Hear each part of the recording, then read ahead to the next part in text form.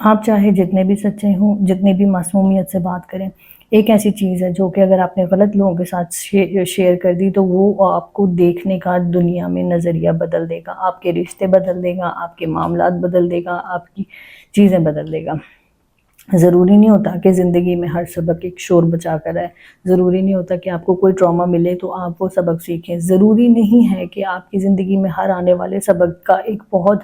بڑا طوفان ہو۔ کچھ سبق جو ہوتے ہیں وہ آپ بائی دا ٹائم زندگی سے سیکھتے ہو،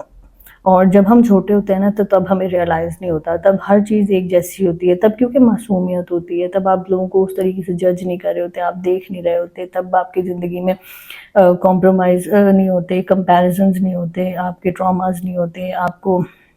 ایکسپیکٹیشنز نہیں ہوتی، ایک نیوٹرل زندگی گزار رہے ہوتے ہو معصومیت والی۔ لیکن بائی دا ٹائم جس طرح سے آپ بڑے ہوتے ہو، آپ چیزوں کو انالائز کرتے ہو اور آپ سمجھتے ہو کہ کون سی بات کہاں پر کرنی ہے، جب یہ آپ کے شعور میں یہ چیزیں آ رہی ہوتی ہیں کہ اب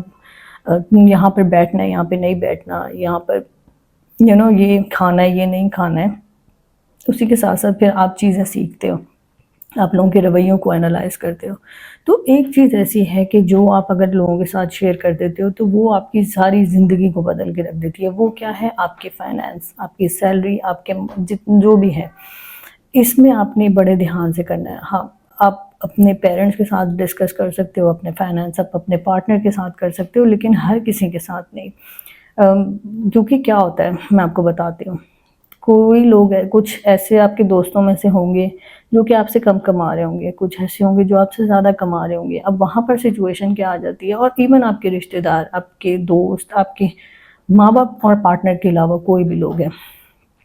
آپ نے ان کو بتا دی ہے، آپ نے اس کو بتانے کے بعد اب جو کم کما رہے ہیں وہ ہو سکتا ہے پہلے ہی پریشان ہو، پھر وہ جیلسی میں جائیں گے یا وہ اور پریشان ہو جائیں گے، وہ اپنے اندر ڈسٹرب ہو جائیں گے، اور اگر آپ سے جو اچھا کما رہے ہیں ہو سکتا ہے ان کے اندر جیلسی پیدا ہو جائے اور وہ آپ سے کمپٹیشن میں آ جائے۔ تو دونوں طریقوں سے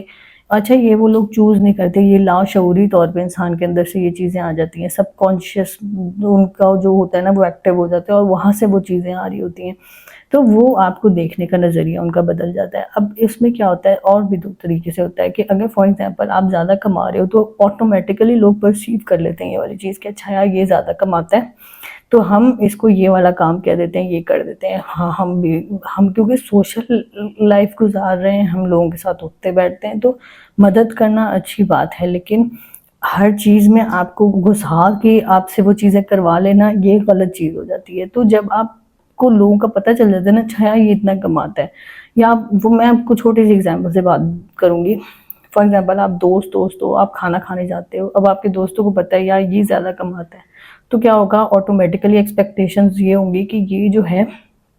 ہمیشہ بل یہی پے کریں، اور جس دن آپ نے وہ چیزیں کرنا بند کر دیں آپ ان کی بیڈ بکس میں آ جاتے ہو، یا وہ آپ سے ملنا بند کر دیتے ہیں۔ اسی طریقے سے رشتہ دار ہیں، جب آپ زیادہ کماتے ہو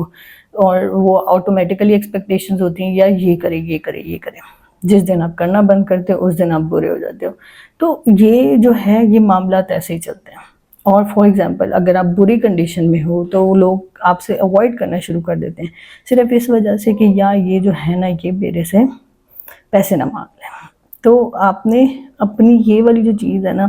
چاہے آپ برے حالات میں ہو، دیکھیں لوگوں نے صرف دیکھنا ہے، اگر آپ کے حالات کسی نے بدلنے تو وہ آپ نے خود بدلنے ہیں۔ تو آپ کسی کو سمپتی لینے کے لیے نہیں بتاؤ، آپ کسی کے سامنے بڑا بننے کے لیے نہیں بتاؤ۔ جو یہ چیزیں ہیں یہ